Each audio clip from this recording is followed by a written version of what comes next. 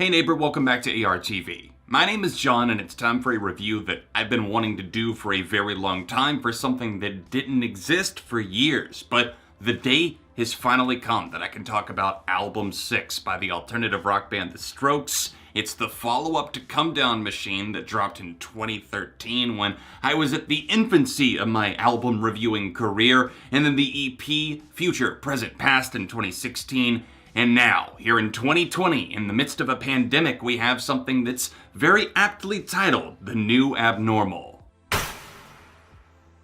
After hitting the pause button during the 2010s, it seems like the Strokes are actually finally back and excited about the things that they're creating again. It's something that I've been wanting for them for quite some time because they always seemed like one of those groups where they were just gonna go so big and burn so bright, but they just kind of hit the brake pedals because there was a lot of infighting, a lot of tension within the group. Fans were really getting impatient. That was until their World Comeback Tour started in May of 2019. The Adults Are Talking was the first new Strokes song in quite some time. They played it live, and at the end of the year, New Year's Eve to be specific, they played Ode to the Mets, and the fans were just wet with excitement. I understand why their appetite was so large, especially with memeable lines like, "Drums please, Fab." It was a fantastic track. I was excited to hear the studio version, and after Bad Decisions really grew on me as the official single and At the Door being a very memorable, unmistakable, emotional roller coaster, what did we get on The New Abnormal?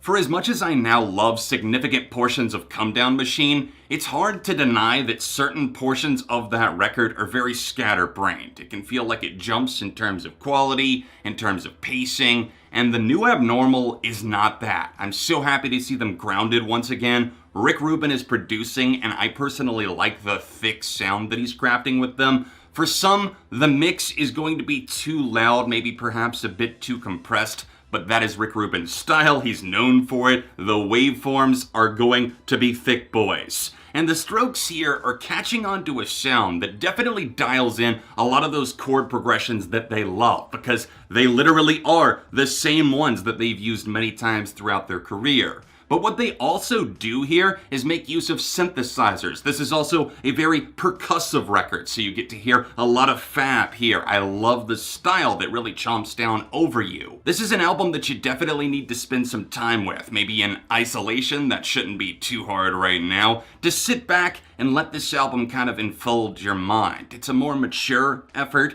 It's definitely something that simmers at a mid-tempo pace for a lot of the track list, but also for every mid-tempo track there is a Bad Decision, and then on the other side of the fence we have Not the Same Anymore. There is an ebb and a flow, and I really like what the Strokes have found on album 6. It was pretty clear to me that the Strokes weren't exactly having a grand old time in the studio between the making of Angles and Come Down Machine. Hell, maybe even First Impressions of Earth. That record was wildly different when compared to their classics Is This It? And also Room on Fire. But I think that something left Julian when he stopped drinking and maybe started to refocus his thoughts elsewhere. And finally, it feels like he's pouring the love that he was giving to the Voids back into the Strokes, and that is so amazing to hear. We also hear a lot of chemistry between not only the guitar and the drums and the bass, but it's the full band. Everybody is coming together to make these songs tightly knit, to make them crisp, and to make them memorable, and in some cases, unforgettable. Their decade-long nap or hibernation, whatever they wanted to call the past 10 years, is over at this point. That much is clear because we have a record that never gets bogged down in too much introspection or reflection. It's a healthy dose. This is a very fluid album. We see Julian looking into his ex-wife's relationship with him, how she saw things, how maybe he perceived it, and what he did wrong. He's actually starting to own up to some of the mistakes here, and that in and of itself, I think, lends itself to calling this a more mature effort. It's something that I can look at and I can see every member of the band doing their thing. Of course, as I've already said, Fab on the drums, a very percussive record. Also Nikolai on the bass grooves here.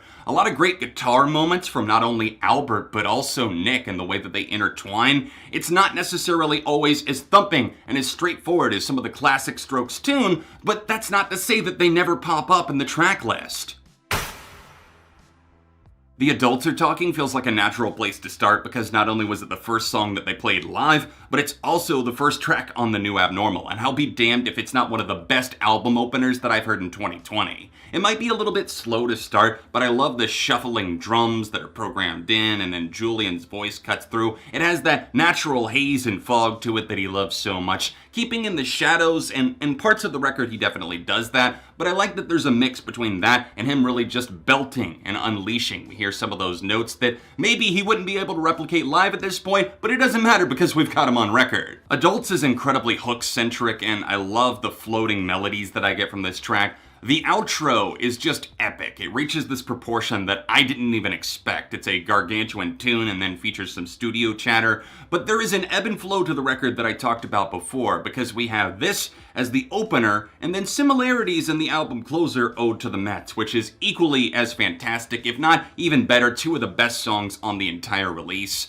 That closer, Ode to the Mets, sees Julian having a lifelong dream come true because he always wanted to write a song for the New York Mets. He's from New York, it's the Strokes, and New York, baby! And here, they have that track, and they actually do hit it out of the park. I love that it just builds and builds and builds, and Julian feels like a beast behind the microphone, really unleashing some fantastic guitars. That last minute and a half of the song is unreal. Maybe one of the best 90 seconds of music that I've listened to in quite some time. It is so satisfying, it hits every note masterfully, and it's loud, it's in your face, but it's also just beautiful, serene, and calming. Brooklyn Bridge to Chorus is perhaps one of the most self-aware tunes on the entire album. I have so much fun with this live wire, the synthesizers really come to life, and then the chorus, the guitars are really popping in the mix, a very 80s-centric tune. We also have more of those. Of course, you might get that from At the Door, which is very emotional and it tugs at you in a lot of different ways as Julian reflects. It stands out in their catalog in a very good way because it is so vastly different, but the members found a way to make it feel Strokes-esque as it goes on. But the other of those is Bad Decisions, a track that took a little bit to grow on me because at first it felt like too much of the 80s. It felt like Melt With You meets the actually credited Dancing With Myself by Billy Idol. Very 80s, but I just sit back now and look at myself and I'm like, what was I thinking? This song is alarmingly good, and as it grows and grows, nearly a 5-minute track, it just gets that much more powerful. I complimented a lot of the record for not getting stuck in the past on old reflections and everything. I would say that Selfless stands out to me as a bit of a daydream that just wanders on a little bit too long. There's elements to the track that I like. I like the way that Julian stands out and cuts his voice out of the mix in places, but the guitar, by the end especially, starts to feel a little bit stale. There's things that they do to try to mix it up, but it never fully actually gets there for me. Right in the middle of the new Abnormal, we get to turn up the heat with Eternal Summer, something that feels like it was made for the dance floor. Also, Julian kind of warns to be a little bit cautious about not getting caught up and feeling like summer is going to last forever. There's good vibes there. I love the falsetto vocals. He actually really nailed it. The outro is fascinating. I love that it slows it down. It feels like it's about to go into something else, and I wish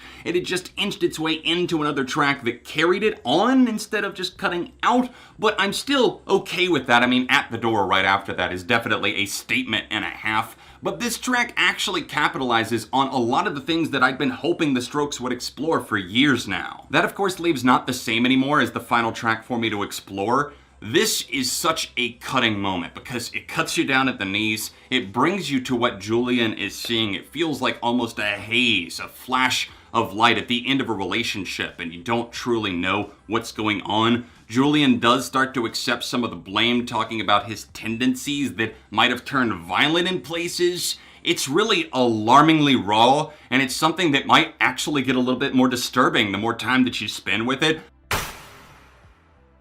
The new Abnormal certainly exceeded my expectations. After 7 years away, at least in terms of a studio album, and the chemistry not entirely being there in the past, I wasn't convinced that they actually would bring it in a studio setting, but they did. They zipped my lips here. It could have been better in places. The pacing was slightly off here and there, maybe some production or mixing issues that are a bit overly loud or compressed in places, but nothing that really distracts entirely. Again, I don't think there's a bad song on the album, more so just ones that I won't come back to as much, I can tell already. I'm going to give this record a strong 4 out of 5, and I would love to know your thoughts in the comment section down below. We've been waiting for so long, I wanted to make sure that I got my review right, so I would love to hear from you in the comments. Please drop a like if you enjoyed this review. If you like what you're seeing here, then maybe subscribe, ring the bell so you get notified when I upload future reviews like this. Also, let me know in the comments, do you like it when I script the reviews or if I just go off the cuff like I did for this one? I kind of let my heart speak, so I would love for you to weigh in. If you want to see more Strokes videos, then tap here. Socials in the description, and I'll see you soon for more on ARTV.